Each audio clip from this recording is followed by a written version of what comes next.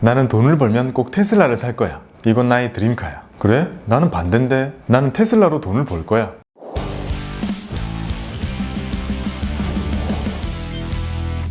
안녕하세요, 박구미입니다. 오늘은 드디어 그토록 많은 분들이 기다리시던 주주라면 시리즈의 테슬라 편입니다. 정말 한 시대를 풍미하고 있는 테슬라라고 할 수 있는데요. 제가 테슬라를 처음 알게 된 건 2013년에 제가 리서치 센터에서 RA로 잠시 일을 한 적이 있는데요. 그때 제가 있던 섹터가 바로 2차 전지였습니다. 당시에는 2차 전지의 가장 중요한 산업은 스마트폰의 배터리였고요. 전기차는 지금처럼 메인은 아니었거든요. 지금 우리가 이렇게 전기차 하게 만든 것은 테슬라의 역할이 가장 컸다고 할 수 있습니다. 시장을 활짝 열었죠. 그때 많은 투자자들이 테슬라를 바라보던 그 아리까리한 시선, 돈은 제대로 벌 수 있을까? 반짝하고 사라질 기업이 아닐까? 충전소도 제대로 없는데 전기차를 탈 수 있을까? 이런 의구심들이 정말 생생히 기억이 납니다. 바꿔 말하면 정말 시장을 뒤흔들고 대장의 역할을 하는 기업들도 막상 초기에는 너무 낯설고 환영받지 못했다는 건데요. 우리는 앞으로 4차 산업혁명으로 인해서 새로운 세계를 많이 보게 될 겁니다. 그런 낯선 것들 속에서 성공 투자하기 위해서는 테슬라의 과거를 공부해두면 도움이 되실 거예요. 그럼 가실까요?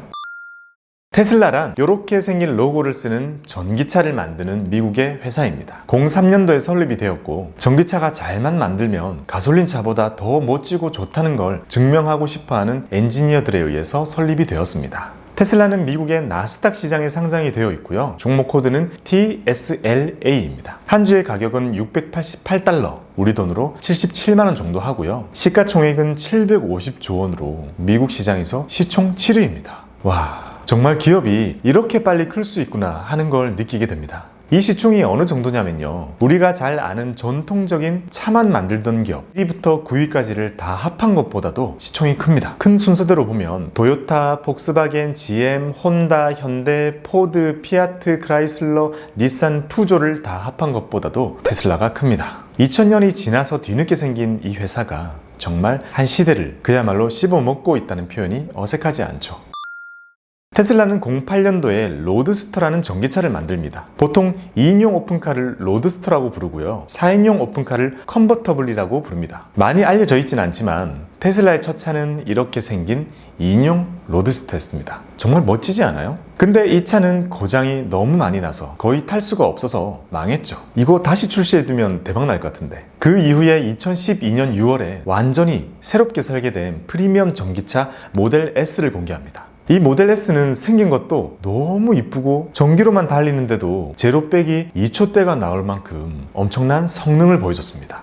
그리고 충전 한 번으로 서울에서 부산도 한 번에 갈 수 있는 정도의 주행 거리까지 보여줬죠. 전기차는 뭔가 느리고 작고 약하다는 우리의 기존의 인식을 완전히 깨부셔 놓은 것이 바로 이 모델 S입니다. 우리가 가끔 도로 달리다 보면 이런 표지판 있죠. 저속 전기차 진입금지. 이런 걸 많이 봐서 그런지 우리가 기존에 알고 있던 전기차는 느리고 작고 약한 차였죠. 2015년에는요, 이렇게 생긴 모델 X를 추가하면서 SUV까지 만들기 시작했고요. 이 차는 안전 테스트에서 최고 등급인 별 5개까지 받으면서 전기차인데 안전성까지 어느 정도 입증하게 됩니다. 2017년도에는요, 가장 보급형 모델인 모델 3를 내놓게 됩니다. 그 전에 테슬라 차들은 1억은 있어야 살 수 있는 드림카, 그런 차였는데요. 모델 3가 나오면서 절반 가격에 테슬라를 살 수 있게 된 거죠. 2019년에는요, SUV 모델인 모델 Y와 트럭인 사이버 트럭을 발표합니다. 차들 이름이 이런 이유는요, SEXY, 이 글자를 완성하기 위한 거예요. 참 괴짜 머스크다운 네이밍이죠. 여기서 바로 모델 모델 E가 이미 다른 차에 이름이 붙어서 특허를 등록해놨기 때문에 모델 E 대신에 E를 이렇게 뒤집어서 모델 3라고 부르게 된 겁니다. 모델 S, 모델 3, 모델 X, 모델 Y, 이렇게 섹시가 완성이 되는 거죠. 테슬라를 이야기할 때 일론 머스크를 떼놓고 이야기하기가 힘듭니다. 이 기업만큼 창업자의 스토리와 색깔이 강한 기업도 그리 많지는 않을 겁니다. 일론 머스크는요, 지금은 얄미운 사람, 헛소리 많이 하는 사람, 천재 아니면 사기꾼, 이런 이미지를 가지고 있지만 불과 얼마 전까지만 해도 일론 머스크라는 이름은 그야말로 혁신의 아이콘이었습니다. 영화 아이언맨의 실제 모델이기도 하고요, 제2의 스티브 잡스라는 별명을 항상 달고 다녔습니다. 진짜 평판이 엄청 났거든요. 근데 요새 진짜 왜 이렇게 됐죠? 여느 천재들처럼 일론 머스크도 어릴 적부터 남달랐다고 합니다. 공상과학을 너무 좋아했고 사람을 우주에 보내는 것이 자신의 운명이라고 진지하게 생각했다고 합니다. 아마 그 이유는 일론 머스크가 하루에 10시간씩 책을 읽는 아이였는데요. 너무 책을 많이 봐서 현실과 공상을 구분 못할 정도였다고 합니다. 정말 엄청난 독서광이었기 때문에 책의 종류를 가리지 않았다고 해요. 도서관에 책을 다 읽어버려서 책을 더 구비해 달라고 요청을 할 정도였다고 해요. 이건 좀 미화된 거 아닙니까? 도서관에 책을 어떻게 다 읽어요? 정말 만물박사 수준으로 여러 분야의 지식을 섭렵했다고 하고요. 워낙 괴짜여서 주위의 친구들이 별로 안 놀고 싶어 했대요. 이것도 너무 천재 스토리네요. 식상하네요. 17살이 될 때는요, 친구들에게 따돌림을 당해서 남아공을 떠나 캐나다로 가게 됩니다. 시간이 흘러 실리콘밸리에 입성을 하고요. 인터넷이란 거를 제대로 접하고 드디어 일론 머스크는 돈 냄새를 맡게 됩니다. 스탠퍼드 대학교에 입학한 지 이틀 만에 자퇴를 하고요. 친동생을 설득해서 집2라는 회사를 설립합니다. 그리고 이 회사를 키워서 컴팩이라는 회사에 돈을 받고 팔고 떠납니다. 그리고 지금의 일론 머스크를 있게 한 페이팔을 만들게 되죠. 대단한 거는요, 집2를 만들 때 이미 이걸 만들어서 얼마에 팔아서 그 돈으로 페이팔을 세워야지 이런 계획이 다 있었다고 합니다. 일론 머스크는 다른 창업자들이랑 함께 페이팔을 만들어서 키워가지고 이베이에 2천억에 이 회사를 팔고 또 돈을 법니다. 그리고 그 돈으로 그토록 하고 싶어 하던 인류를 우주에 보내기 위한 스페이스 X라는 회사를 세우게 됩니다. 아니, 우주 여행은 당연히 나사에서 하는 거지 이걸 개인이 한다는 건 돈이 많다고 해서 쉽게 할 수 있는 영역이 아니거든요. 근데 굳이 이걸 하겠다고 전 재산을 쏟아붓습니다. 진짜 제정신이 아닌 거죠. 이게 가능한 것은 일론 머스크는 진심으로 자신만이 인류를 화성에 보내서 구원할 수 있다고 믿기 때문이었죠. 그리고 또 생각합니다. 인류가 화성에 가서 살게 되면 당연히 그렇게 될 텐데 거기서는 뭘 타고 다녀야 될까? 거기서는 기름이 없으니까 태양열로 전기를 만들어서 전기로 차가 달려야겠구나. 그래서 탄생한 것이 바로 테슬라입니다. 정확히 말하면 그래서 테슬라를 산 거죠. 참 대단합니다. 꿈의 스케일이 이렇게 다른 사람을 쉽게 만나기 힘들죠. 어찌 보면 테슬라가 지금 되게 잘 나가고 있으니까요. 우리가 볼 때는 꿈을 이미 이룬 일론 머스크처럼 보이겠지만 오늘 배운 내용을 생각해보면 일론 머스크의 꿈은 한참 멀리 있고 테슬라는 그 과정에 하나에 불과한 게 아닌가 이런 생각이 들 정도입니다. 테슬라 이외에도 일론 머스크는 다양한 프로젝트성 사업을 동시에 진행하고 있습니다. 이런 것들을 보면 진짜 바쁠 것 같긴 한데요. 어떻게 다 하는지 모르겠네요. 몇 개 소개드리면요. 시속 1280km로 달리는 열차인 하이퍼루프. 이걸 타면 서울에서 부산까지 15분 만에 가진다고 하고요. 사람의 뇌와 컴퓨터를 연결하는 뉴럴링크. 얼마 전에 원숭이가 머리에 칩을 꽂고 생각만으로 게임을 하는 영상을 공개하면서 소름을 끼치게 했죠. 그게 뉴럴링크입니다. 또 지구를 인공위성으로 촘촘히 둘러싸서 어디서든 초고속 인터넷을 할 수 있게 하겠다는 스타링크 프로젝트. 또 화성에 가려면 지금보다 훨씬 큰 우주선을 보내야 한다는 생각에 100명이 넘게 탈 수 있는 대형 우주선을 만드는 스타쉽 프로젝트. 결국 일론 머스크는요, 화성을 지구와 비슷한 환경으로 바꿔가지고 인류를 거기에 보내겠다는 화성 테라포밍이 그 궁극적인 목적입니다. 참고로 아까 말씀드렸던 테슬라의 사이버 트럭에는요, 우주 항공에 쓰이는 합금이 들어가는데요, 이건 사실 이 차를 위한 거다기보다는 이 트럭 수십 대를 팔아가지고요, 이 합금의 단가를 낮춰서 나중에 그걸 우주선에 쓰려는 목적이라고 합니다. 엄청난 시가총액과 인기를 가지고 있는 테슬라지만 돈을 많이 벌고 있는 기업은 아닙니다. 심지어 흑자로 전환을 한 것도 불과 작년입니다. 결국 미래는 테슬라가 지금보다 훨씬 더 커져가지고요, 돈을 훨씬 많이 벌 거라는 기대감이 지금의 테슬라의 덩치를 만든 거죠. 그래도 이렇게 빨리 흑자 전환을 했다는 것 자체가 저는 더 놀랍기만 합니다. 제가 봐온 테슬라는요, 적자를 감수하면서까지 혁신을 주도하려고 하는 것이 더 우선인 그런 대표적인 기업이었거든요. 근데 이제 돈까지 버는 회사가 된 거죠. 테슬라의 밝은 미래 첫 번째는 전기차 시장이 커지고 있다는 겁니다. 우리에게 더 이상 전기차는 낯설지 않습니다. 많은 사람들이 새로 차를 구입할 때 지금도 전기차를 살지 말지 고민을 할 정도니까요. 그게 당연한 시대가 되었습니다. 하지만 실제 아직 출고되는 차 중에서는요, 전기차는 2% 채 되지 않습니다.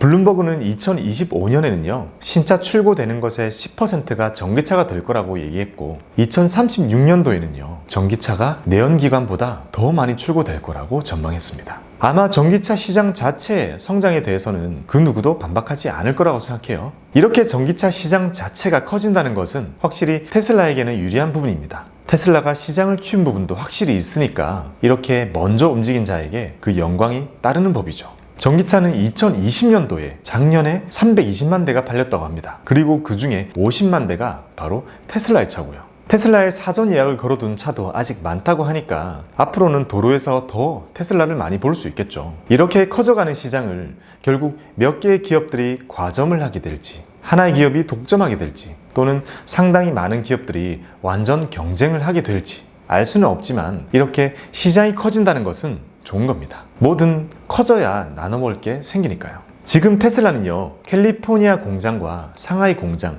이렇게 두 개의 기가팩토리라는 공장을 돌리고 있는데요. 머지않아 베를린 공장과 텍사스 공장이 추가됩니다. 이제 예전보다 더 많은 차를 생산해낼 수 있다는 의미겠죠.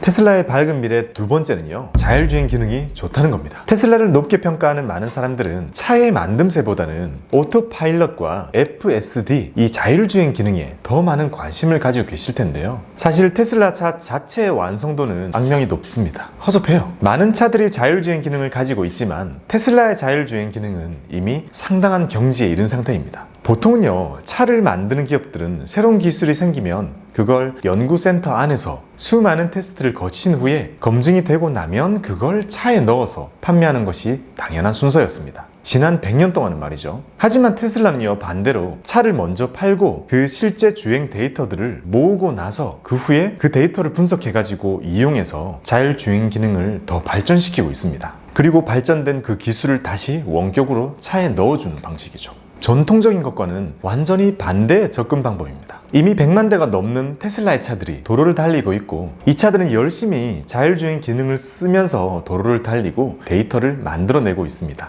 도로의 정보, 운전자의 습관, 교통 정체, 이런 모든 데이터가 테슬라의 클라우드로 자동으로 보내지는 시스템을 가지고 있죠. 이런 빅데이터가 쌓일수록 자율주행 기능은 더 정확해지고 더 안전해지고 더 신뢰성을 갖게 되겠죠. 그러면 언젠가 먼 훗날에는요, 이런 데이터가 엄청난 장벽을 만들어서 다른 기업들은 이 산업에 뛰어들 수조차 없게 되겠죠.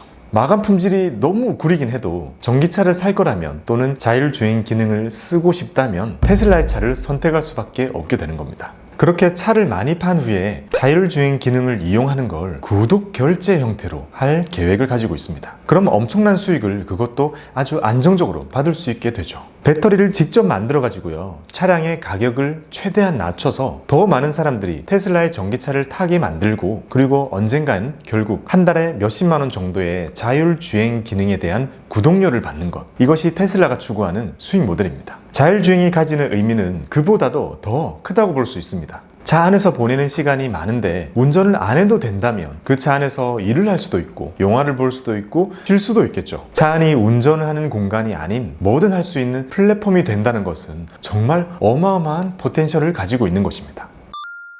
테슬라의 밝은 미래 세 번째는 충성 고객들의 팬심입니다. 테슬라는 광팬들이 많습니다. 초기부터 테슬라 차를 타는 사람들을 위해서 충전소를 직접 설치해주고, 모델 S와 모델 X를 타는 사람들은 무료로 충전소를 이용할 수 있게 해줬습니다. 비싼 테슬라 차를 산 사람들은 특별 대우를 해준 거죠. 또 테슬라의 팬심을 확인할 수 있는 거는요, 사전 예약을 받는 차라는 건데요. 보통 차들과는 다르게요, 테슬라는 새로운 모델을 양산하기 1, 2년 전에 신차를 공개를 하고 사전 예약을 받습니다. 이때 예약금도 $1,000를 내야 되는데요, 막상 예약을 하고 나면 차가 언제 나올지는 감감무소식이거든요. 그래도 그걸 다 불평 없이 기다려주는 것이 테슬라의 팬들입니다. 차에 대한 팬들의 사랑이 남다르다는 것을 보여주죠. 모델 3가 공개되었을 때는 3주 만에 45만 대가 예약되기도 했고요. 사이버 트랙이 공개되었을 때는 3일 만에 20만 대가 예약되기도 했습니다. 테슬라의 생산 능력이 계속 높아지고 많은 차가 출고되고 있음에도 불구하고 아직 70만 대에 달하는 사전 예약이 밀렸을 정도입니다. 또 테슬라의 팬심을 확인할 수 있는 거는요, 테슬라의 차 안에는요, 아이패드 2배만한 그런 디스플레이가 있는데요, 이걸로 인터넷 서비스를 이용하기 위해서는 매달 $9.9를 내야 되는데요, 이걸 내는 사람들이 약 60%에 달한다고 합니다. 차량에 구독 경제를 붙이려고 하는 시도는 과거부터 계속 있어 왔습니다. 하지만 제대로 성공한 곳은 없었습니다. 하지만 테슬라는 이걸 과금 형태로 전환을 해도 큰 저항 없이 받을 수 있는 겁니다. 시간이 지나 200만 대, 300만 대 이렇게 테슬라의 차량들이 도로를 더 많이 달리고 그 차들 중에 상당수가 매달 구독료를 내준다면 영업이익률이 매우 높은 이런 소프트웨어 매출들이 테슬라에게 아주 안정적인 수익을 가져다 주겠죠. 이렇게 할 수 있는 회사들이 얼마나 있을까요? 테슬라의 어두운 미래 첫 번째는 오너 리스크입니다. 테슬라가 성장하는 것에 일론 머스크의 이미지가 큰 역할을 했다면 지금은 리스크를 많이 만들어내고 있습니다. 일론 머스크는 기행을 많이 합니다. 천재는 괴짜들이 많으니까 그런가 보다 하는 정도를 가끔 벗어나죠. 그런 논란이 계속될수록 테슬라에 대한 이미지가 하락하는 것이 눈에 보이니까 CEO의 이런 행동은 테슬라의 어두운 미래를 만들어주고 있습니다. 대표적인 논란 몇 개를 소개해 드릴게요. 인터넷 생방송으로 대마초 피는 장면을 내보냈고요. 트위터에 테슬라 주가가 너무 높다고 적어서 주가가 하락한 적이 있고요. 테슬라는 상장 폐지를 고려하고 있다고 적었다가 벌금을 200억 원 넘게 낸 적도 있고요. 또 한 번은 12년 동안 일했던 비서가 월급을 올려달라고 요구를 하자 생각해 보겠다고 하면서 휴가를 2주 동안 보냈다고 합니다. 그리고는 비서 없어도 잘 돌아가네 그러면서 해고를 했다고 합니다. 너무 정이 없죠. 또 비트코인과 도지코인 관련해서 지속적인 트위터를 날려가지고요. 코인들의 가격이 심하게 요동치는 바람에 손실을 본 많은 이들에게 원성을 사고 있습니다. 여기를 보시면 일론 머스크는 테슬라의 최대 주주이자 CEO입니다. 한 개인의 영향이 큰 기업인 만큼 논란의 여지는 많이 없어야겠죠. 테슬라의 어두운 미래 두 번째는 전기차가 불안전하다는 겁니다. 테슬라 같은 전기차는 정말 본격적으로 만들어진 건 그렇게 오래 안 되죠. 가솔린이나 디젤조차 기계적인 결함 등이 여전히 생겨서 문제가 생기는데요. 자동차는 기술적인 데이터의 축적이 정말 중요한 분야입니다. 하드웨어적인 측면에서 보면요. 많이 생산되고 그 차가 많이 굴러댕기고 그러면서 다양한 결함이 생기고 그런 결함들이 정복되어 가면서 기술이 안정화되어 가는 거죠. 그런 면에서 바라보면 테슬라가 아무리 소프트웨어를 잘 만든다고 해도 이렇게 완전히 배터리로 달리는 새로운 차 그리고 AI가 운전을 해주는 이런 새로운 차 이걸 하고 있는 게 테슬라죠. 그러니까 아직 차에 기계적인 안전을 완전하게 보장해 줄 수 있을 만큼의 데이터가 축적이 안 됐다는 것은 한계입니다. 테슬라의 모델 S가 나오던 초반에는요, 차량 화재 사건도 여러 건 있었고요. 이 사진은요, 멀리서 오토파일럿 기능을 켜서 달리고 오던 모델 Y가 경찰차를 들이받는 사고가 났던 겁니다. 그리고 이 사진은요, 모델 3가 자율주행을 켜고 달리고 있는데 하얀색 트레일러를 하늘로 인식해가지고 충돌한 사고입니다. 이외에도 테슬라의 급발진 관련 민원은 계속 들어오고 있다고 하는데요. 테슬라는 그걸 공매도 세력에 의해서 만들어진 문제라고 하면서 의혹을 전면적으로 부인하고 있다고 합니다. 물론 소프트웨어적인 기술에서는 세계 최고의 자리에 있지만 하드웨어 자체는 아직 갈 길이 먼 거죠. 마감 보면 알잖아요. 너무 구려요. 테슬라의 어두운 미래 세 번째는 경쟁 전기차가 증가하고 있다는 겁니다. 테슬라는 전기차가 돈이 된다는 것을 보여주었고 친환경 이미지라는 것이 얼마나 강력한지 보여줬습니다. 그래서 다른 자동차 브랜드들도 고민할 거 없이 모두 전기차를 만들기 위해서 뛰어들고 있습니다. 특히 중국 안에서는요, 중국 기업이 만든 전기차가 테슬라보다 이미 많이 팔리고 있을 정도입니다. 테슬라 외에 만들어지고 있는 그런 전기차들을 살펴보면요, 중국에 있는 우링 홍광 미니 EV, BYD 한 EV 이런 차들이 있고요. 우리가 더 잘 알만한 것은 닛산의 리프, 아우디의 이트론, 르노의 조에, 현대차의 아이오닉, 기아의 EV6 이런 차들이 계속해서 출시가 되고 있죠. 이런 차들은 테슬라랑은 달리 차만 100년 넘게 만들던 그런 완성차 업체이기 때문에 기계적인 관점에서 보면 차의 완성도가 더 높을 겁니다. 그리고 그 회사들마다 각자 오랫동안 갈고 닦았던 그런 특허 기술 그런 것도 넣어줬을 거고요. 이외에도 전기차는 국가마다 보조금의 정책에 따라 많은 변수가 생기기도 합니다. 그러니 어떤 이유에서든 자국의 자동차 기업들을 보호하기 위해서 보조금 정책이 조금이나마 테슬라에게 불리하게 바뀐다면 그러는 와중에 가격 경쟁력까지 갖춘 전기차가 나오고 테슬라를 위협할 만한 메가 히트 전기차가 나올 수도 있는 거죠. 그런 걸 막기 위해서 테슬라는 지금도 더 멀리 도망가려고 항상 노력하는 거죠. 지금까지 핫하디 핫한 테슬라에 대해서 배워봤습니다. 우리가 테슬라를 자동차 회사로 보느냐, 소프트웨어 회사로 보느냐, 구독경제 회사로 보느냐, 플랫폼 기업으로 보느냐에 따라 참 많은 얼굴을 가지고 있는 기업이 테슬라입니다. 테슬라에 대해 더 깊이 들어가면 로보택시, 솔라 패널, 인공지능 등등 계속해서 뭔가 공부할 게 나오는 기업입니다. 그리고 모든 게 다 새롭죠. 이렇게 테슬라가 우리한테 보여주는 미래는 완전히 새로운 것이어서 투자를 하는 투자자들에게는 참 앞으로 즐거움을 많이 줄 것 같습니다. 이런 미래를 보고 투자하는 여러분들의 성투를 기원합니다. 감사합니다.